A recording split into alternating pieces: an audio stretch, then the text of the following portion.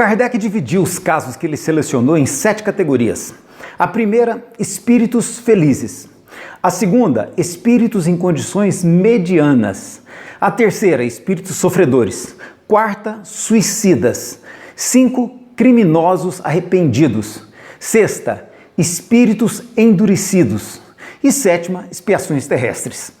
A Zésa, que sempre lê com antecedência tudo que a gente estuda, ela comentou a primeira mensagem com a qual Kardec abre essa parte de casos. Trata-se de um membro da Sociedade Parisiense de Estudos Espíritas, o escritor e inventor Alexandre Jacques Sanson, que havia falecido em abril de 1862. Ele estava doente desde meados de 1860, existe até uma carta em que ele fala disso, que é datada de 27 de agosto de 1860. E ele faleceu, segundo Kardec, depois de um ano de atrozes sofrimentos. Antes de morrer, ele havia solicitado a Kardec que o evocasse imediatamente após o seu falecimento.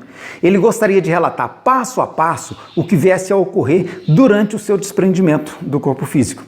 Foi assim então que Kardec foi até o seu velório com alguns médiuns da Sociedade Espírita e fez ali mesmo a evocação, quando faltava apenas 1 hora para o sepultamento.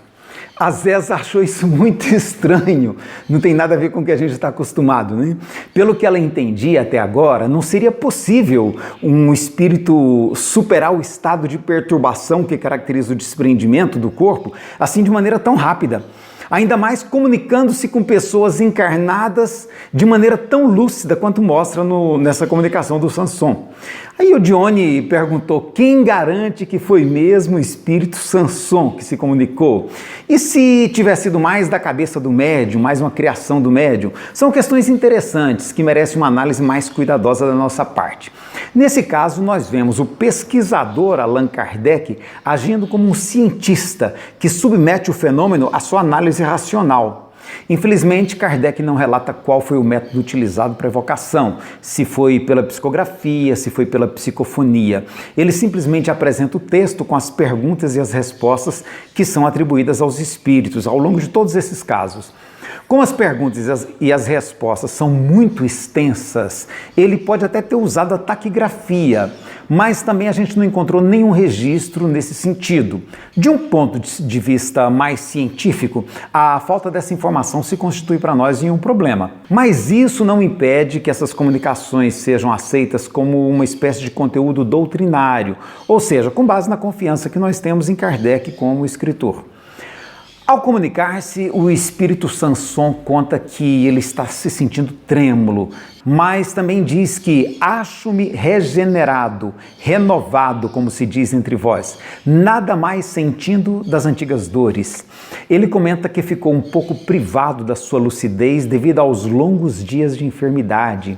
Ele diz assim: eu havia feito, no entanto, um pedido a Deus para permitir-me falar aos que estimo, e Deus ouviu-me. Ainda no cemitério, ele ditou uma mensagem com o seguinte conteúdo: não vos atemorize a morte, meus amigos. Ela é um estádio da vida, se bem souberdes viver. É uma felicidade, se bem a merecerdes e melhor cumprirdes as vossas provações. Repito, coragem e boa vontade. Não deis mais que medíocre valor aos bens terrenos e sereis recompensados. Não se pode muito gozar sem tirar de outrem o bem-estar e se fazer moralmente um grande, um imenso mal. A terra me seja leve. É muito interessante que Kardec destacou esse trecho. Não se pode muito gozar sem tirar de outrem o bem-estar. E aí a gente ficou pensando o que será que Kardec viu nessa afirmação. Realmente é uma reflexão interessante. Não se pode muito gozar sem tirar de outrem o bem-estar. Sério, para a gente pensar. 2 dias depois, Kardec evocou novamente o espírito Sanson, só que agora na reunião ordinária da Sociedade Parisiense de Estudos Espíritas. Ali, o espírito Sanson explica que sentiu dores no ato do desprendimento. Para ele, segundo o texto que ele psicografa, a vida não passa de uma série contínua de dores, das quais a morte é complemento. Kardec coloca então uma nota no corpo do texto explicando que este caso não é geral, pois a experiência prova que muitos espíritos perdem a consciência antes de expirar. Assim como nos que atingiram certo grau de desmaterialização, o desprendimento se opera sem esforço. Kardec desenvolve um extenso diálogo com esse espírito, com Sanson, a respeito de várias questões. Vale a pena você ler lá diretamente no livro Céu e Inferno, que é o capítulo 2º da segunda parte. Nós distribuímos alguns casos entre os colegas aqui do nosso grupo de estudo e a Flávia analisou o caso do Jobar, que também era membro da Sociedade Parisiense de Estudos Espíritas e que também havia falecido recentemente, em 1861, e que, como Sanson, também era escritor, inventor, diretor do Museu da Indústria de Bruxelas, na Bélgica, onde ele morava. Ele morreu de uma apoplexia fulminante, ou seja, um AVC, quando ele tinha 69 anos de idade. Também Jobar havia combinado com a Sociedade Parisiense de o evocarem após a sua morte para fins de estudo. Mas essa comunicação foi obtida espontaneamente, por evocação parece que não funcionou, e aconteceu 12 dias após o seu falecimento. Ela é uma das que trazem informações sobre aquele fenômeno da retrospectiva, aquele flash, relatado pelo Ernesto Posano no seu livro A Crise da Morte, que a gente comentou no vídeo passado. Ele diz: senti um abalo indizível, lembrei-me instantaneamente do meu nascimento, da minha juventude, da minha velhice. Toda a minha vida se me retratou nitidamente na memória. E um dado interessante dessa comunicação é a modéstia que ele apresenta ao afirmar que eu estou entre os espíritos que, tendo aprendido um pouco, muito devem aprender ainda. A Flávia achou interessante ele relatar ter visto falsas comunicações em seu nome em outros grupos espíritas. Ele contou casos em que ele estava ao lado do médium que estava se comunicando ali, dando a comunicação, vendo a farsa acontecer.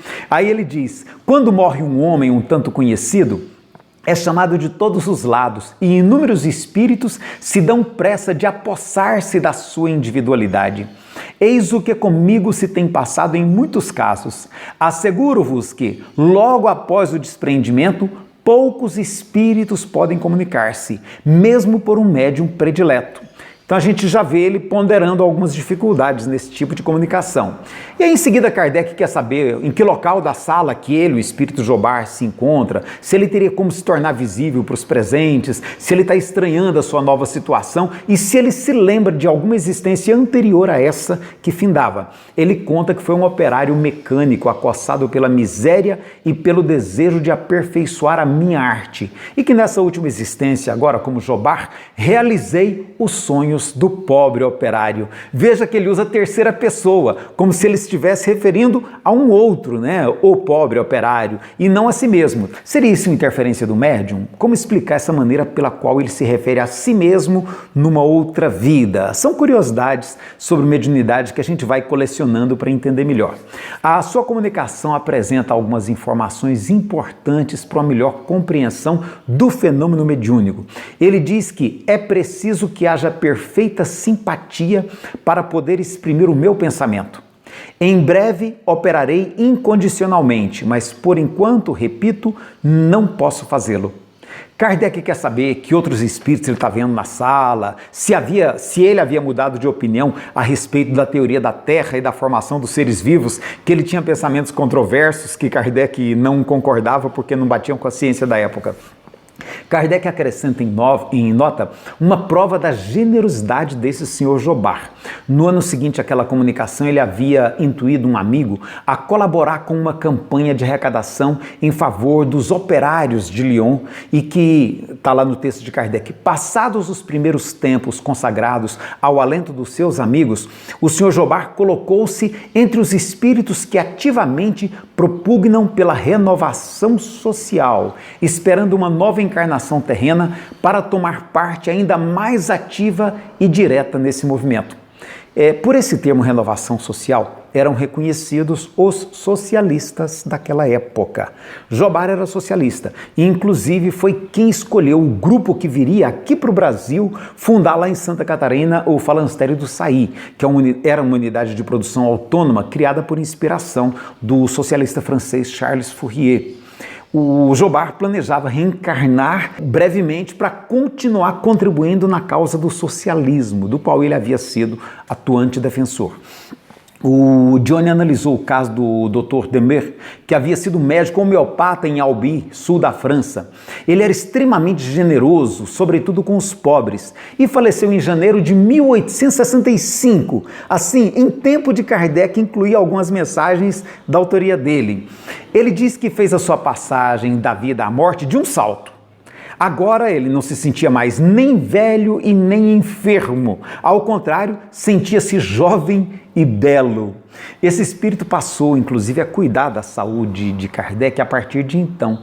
Como, inclusive, ele cuidou também de uma amiga do seu grupo espírita lá na sua cidade, a quem ele tratou, fez um tratamento de um pé dela, numa sessão de efeitos físicos, com direito a gritos de dor da pobre da mulher, que sentia a mão do espírito atuando sobre o seu pé machucado.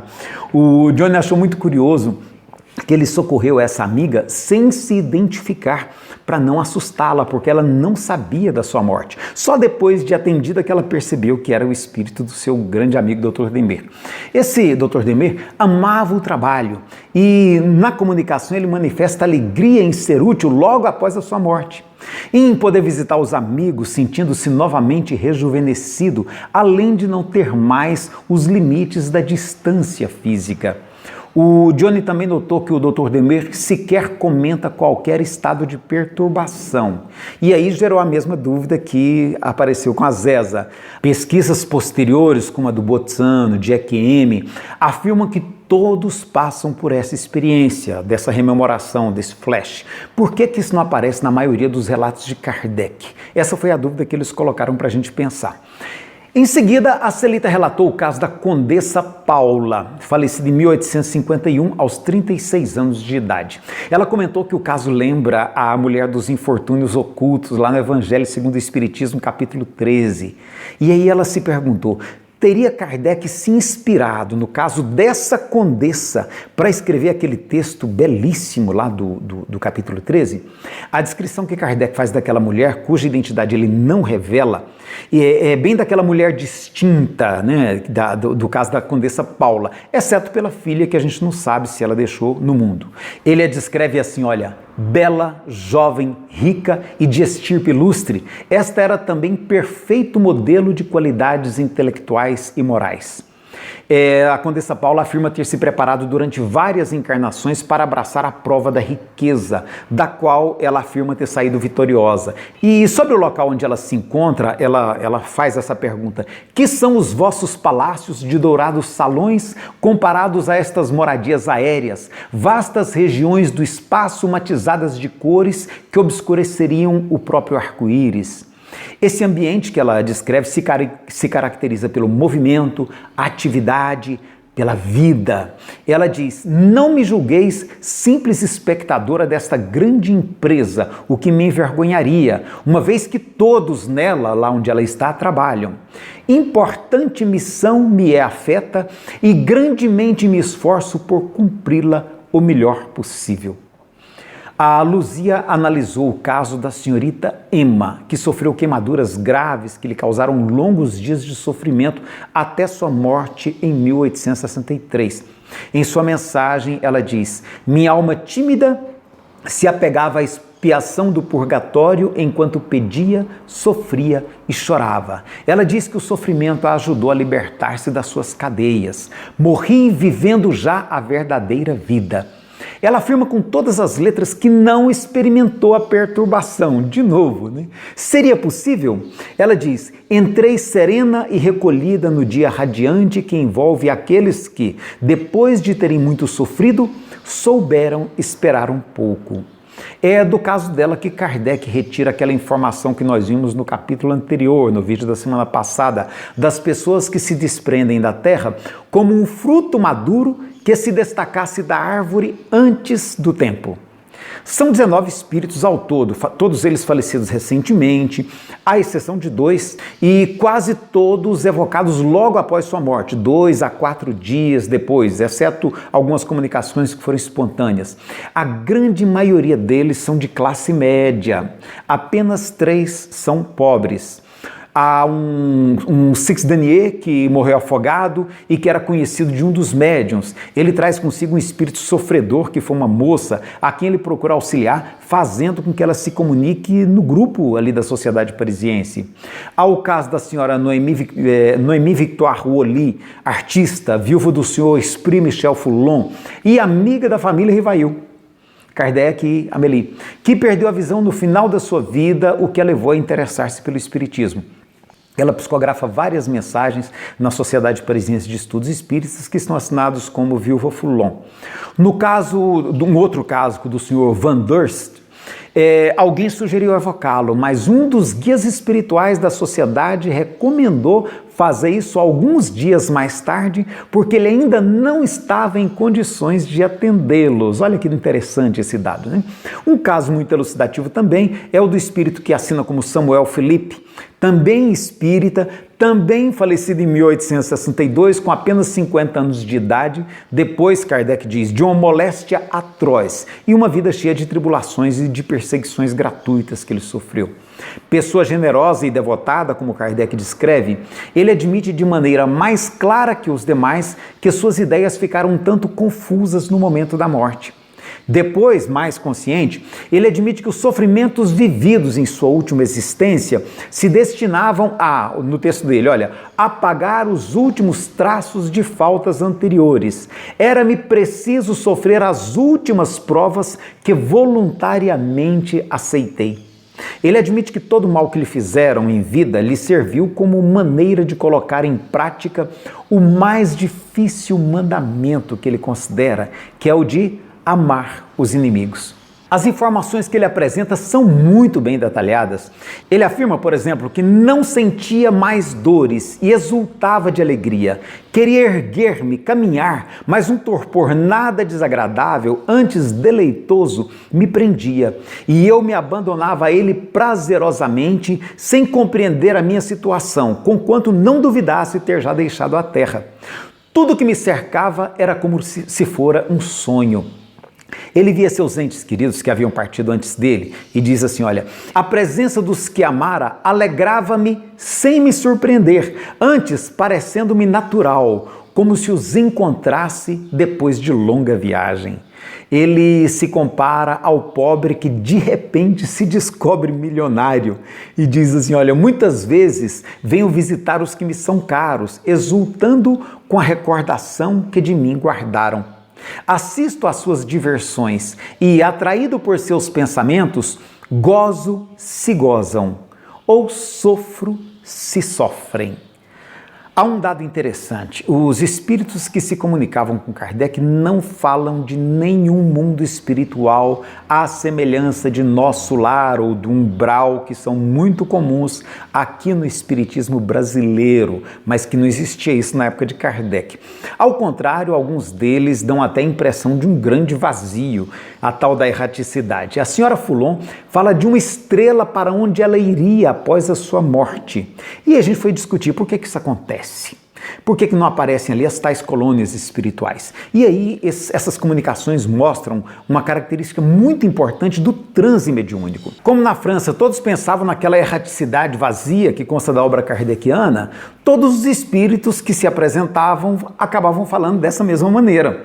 Será que por efeito dos médiuns? Com toda certeza. Aqui no Brasil, onde os médiuns falam de ambientes espirituais, cidades, colônias, eles traduzem as comunicações que recebem falando dessas cidades espirituais, dessas colônias. Ou seja, tem tudo a ver com a questão cultural. Os médiuns percebem a dimensão espiritual a partir dos elementos da sua própria cultura. Essa é a conclusão a que a gente chega. A senhora Foulon, despedindo-se do planeta Terra, como ela afirma, ela diz que a caridade e o amor são dois motores de poderosa atração, a qual consolida e prolonga a união das almas, a despeito de distâncias e lugares. A distância só existe para os corpos materiais, nunca para os espíritos.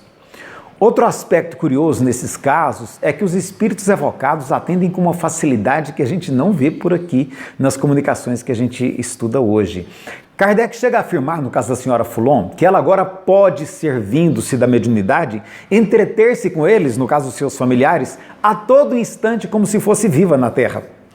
E aí a gente ficou discutindo no nosso grupo lá, será que o processo é assim tão simples?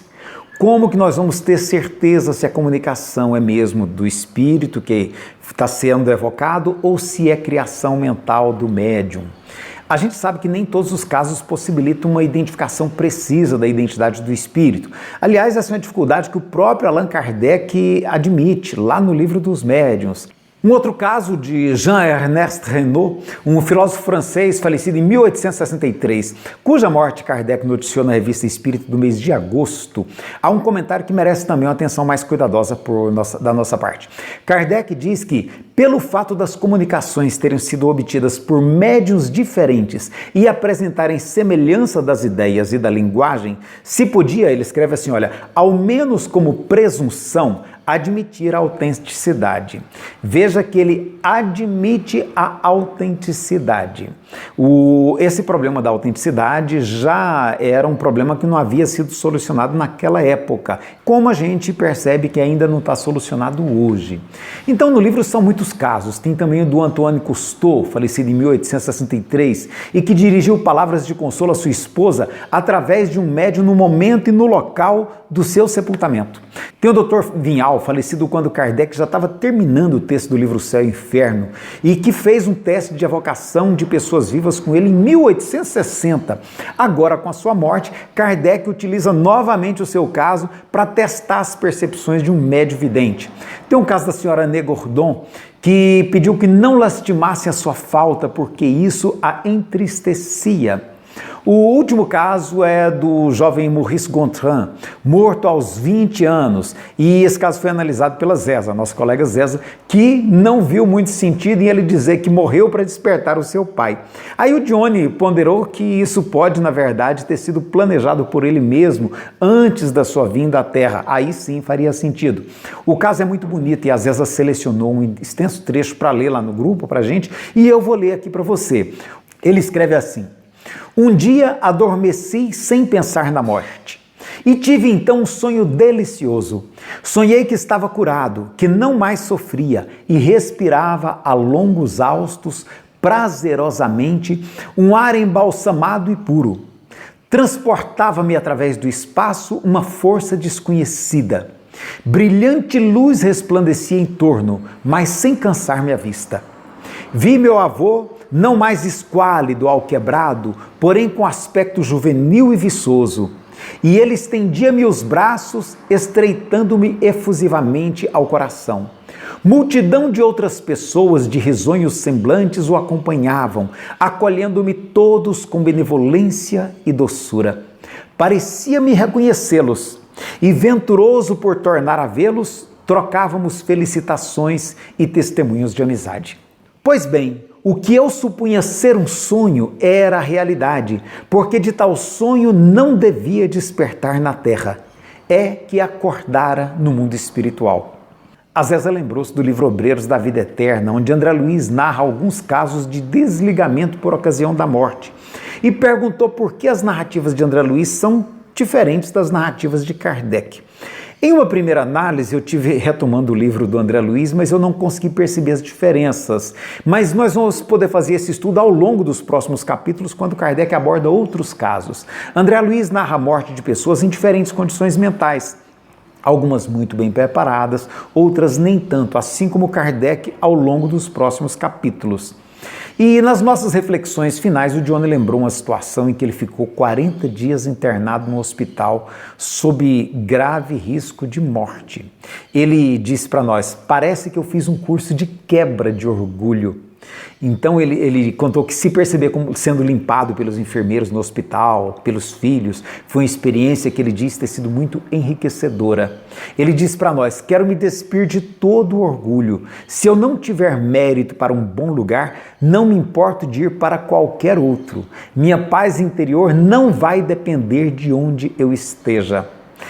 Ele disse mais: a gente não pode criar expectativa ou cultivar a arrogância de achar que nós temos algum mérito para esse momento da nossa morte. Ele lembrou um texto psicografado pelo Chico Xavier, de autoria atribuída ao espírito Humberto de Campos, intitulado Treino para a Morte, que está lá no livro Cartas e Crônicas, lição 4. A Zéza sorriu e comentou: então eu quero é treinar. Com esses estudos, ela disse, eu estou perdendo o medo de morrer. Ela comentou mais ainda, ela disse assim, olha, eu acho que o mais difícil de superar é o apego às pessoas. Ela tem filhos, netinhos, né, nesses netinhos crescendo agora, realmente não tem como deixar de pensar nisso. E a Rafaela, que estava mais caladinha durante todo o estudo hoje, ela comentou, sou muito apegada, se eu morresse por agora, eu não seria feliz não. Ok, no próximo sábado nós estudaremos os casos de espíritos em condições medianas, que é o próximo capítulo. Vai ser uma alegria ter você conosco em mais um capítulo desse livro cujo estudo a Zéza nos lembrou, que termina funcionando para nós como uma verdadeira preparação para a nossa morte. Até a próxima semana, um grande abraço, curta, compartilha e vamos fortalecer a nossa rede de estudo da obra kardeciana, tá bom? Muita paz, fica com Deus.